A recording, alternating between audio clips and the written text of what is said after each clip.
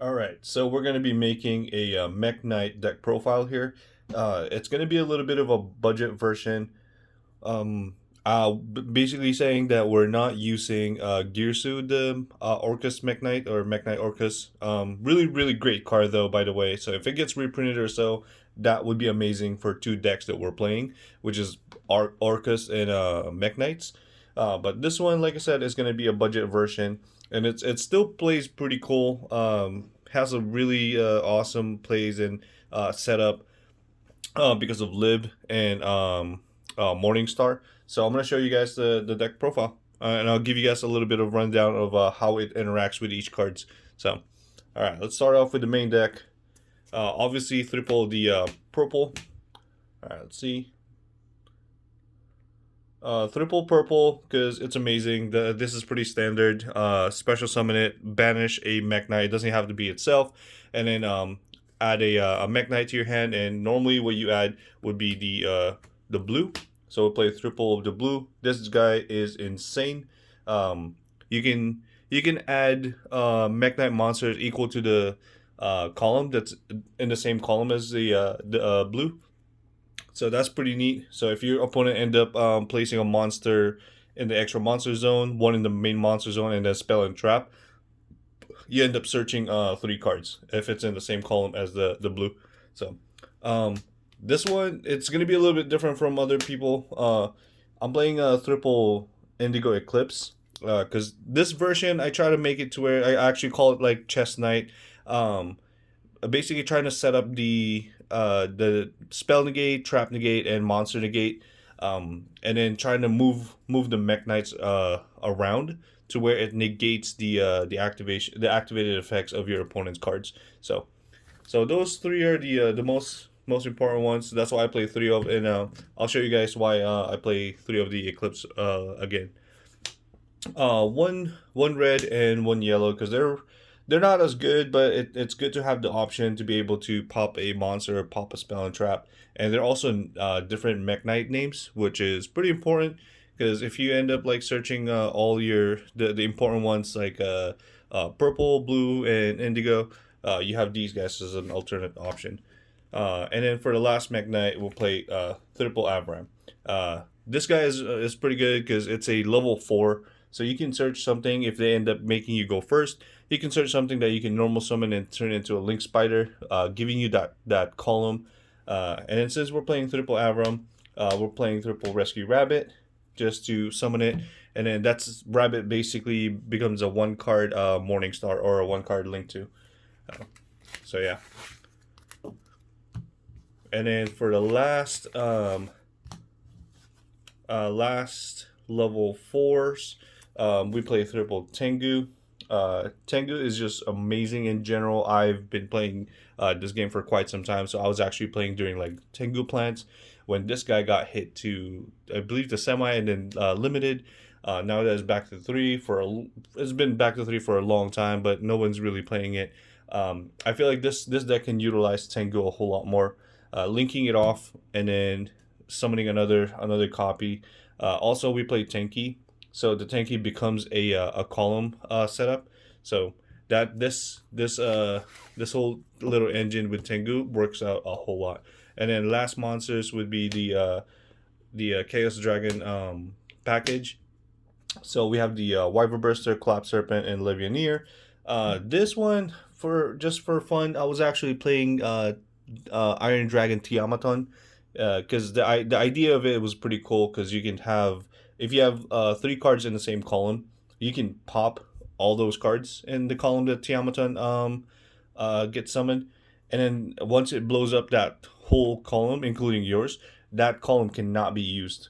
So it gives you that opportunity to block one side, and then they're forced to summon the extra monster zone on one side. Or if you already have it there, then that means they can't summon a link monster, or you can negate the effect just on the one side. So really great. Also, these guys, but the Mekk-Knights are all light. So searching the Collapse Serpent and then linking it off, searching the Wyvern Buster helps out extend, and then the Chaos Space has that draw power.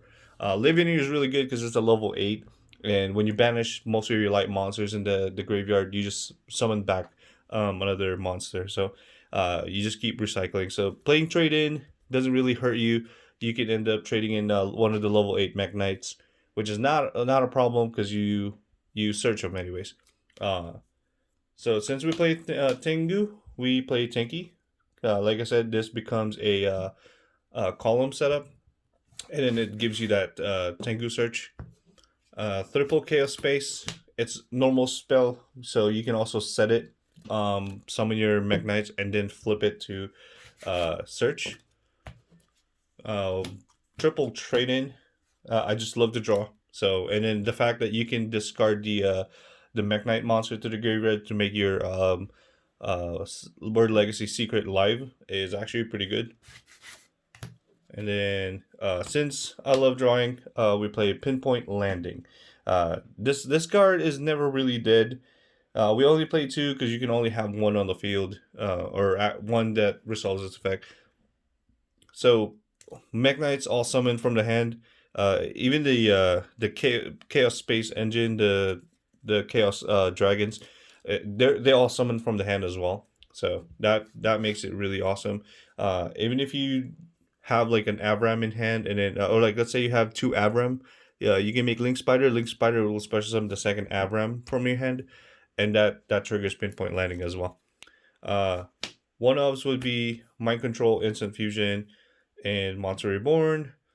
These are like generic staple one ofs that's really good with the deck because you can set Mind Control, set up your column, special summon your Mekk-Knight monster, and then take control of your opponent's monster. Instant Fusion is great.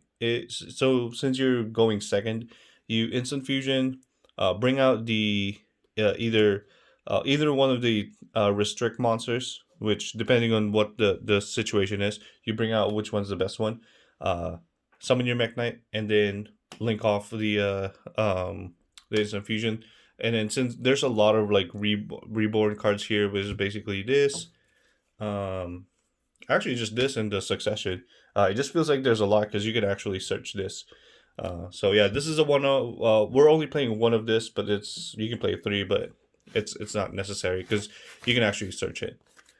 And then World Legacy Memory. I like and hate this card. It's really good because it brings out a Mekk-Knight from the deck, but at the same time it locks you from summoning only Mekk-Knight. So I mostly use this as a defensive card, setting it and bring out like the purple, or bring out the Indigo Eclipse once you already have your whole field set up.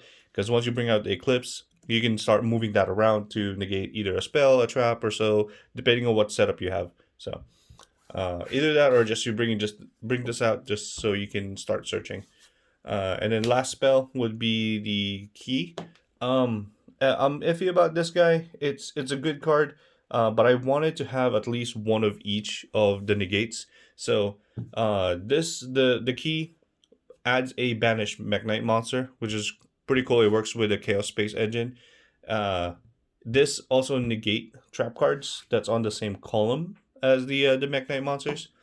And then for the traps, kind of continuing with the whole thing.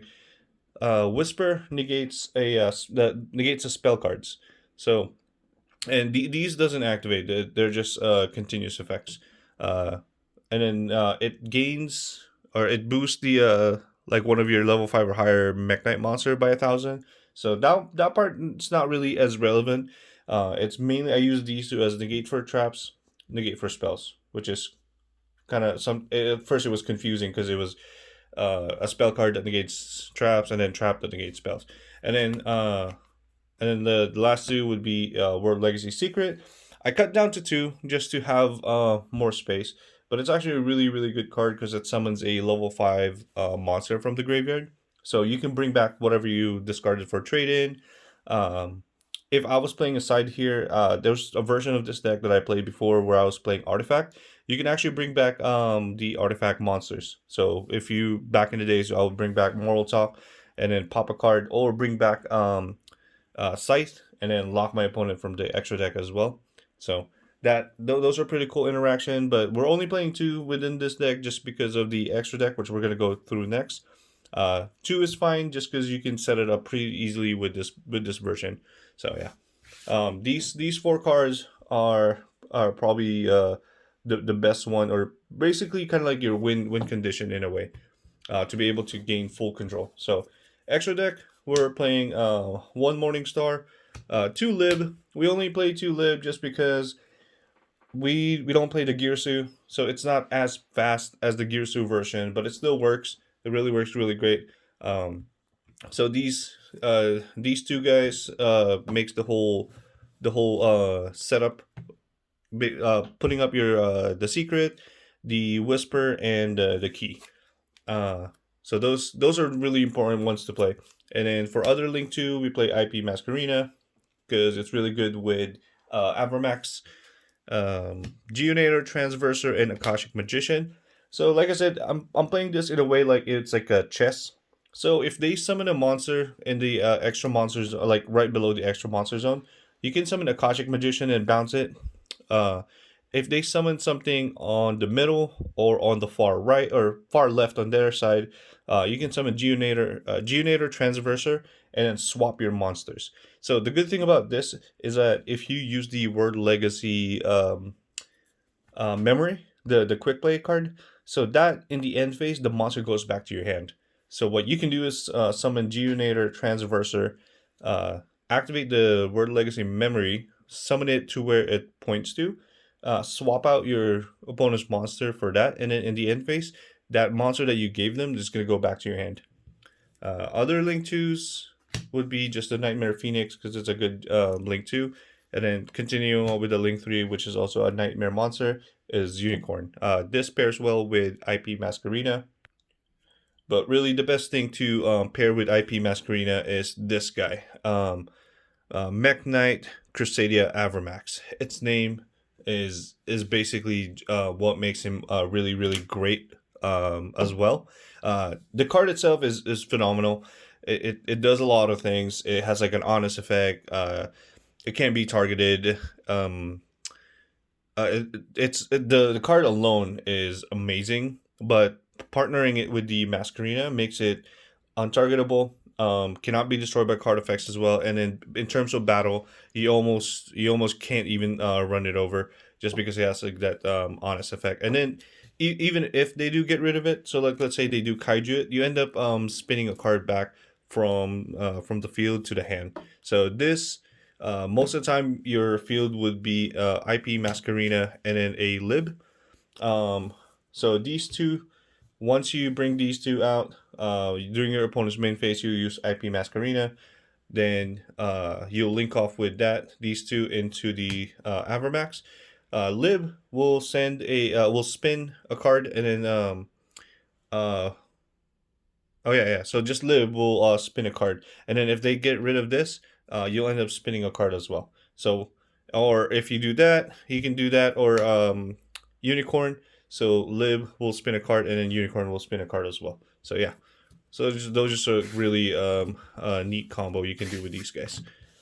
Last Link monster would be Link Spider, and this is just for the Avram. I do play just two Exceeds, which is the Dweller and Dingirsu.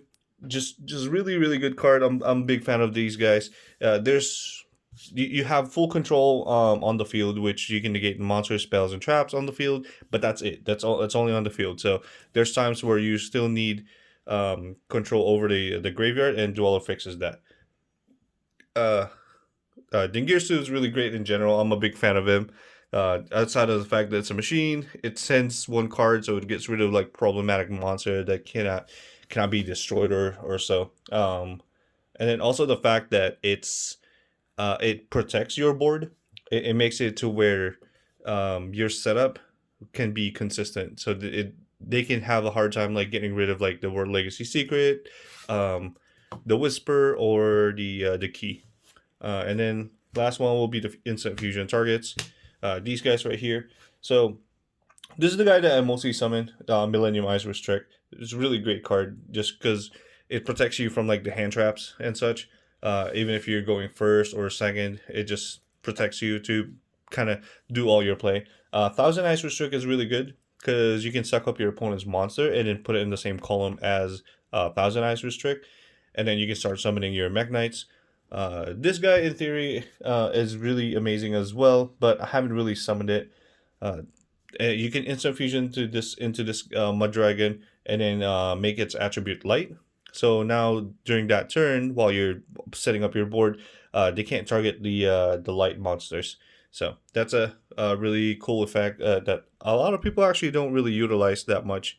But yeah, that's the whole deck. So far I've been kind of changing around some stuff, and so, but this is the build that I really enjoy playing, and I just like saying check when I'm moving around the Mekk-Knight monsters to the same column as like what cards are they activating. So yeah, if you guys have comments or suggestion, feel free to let me know.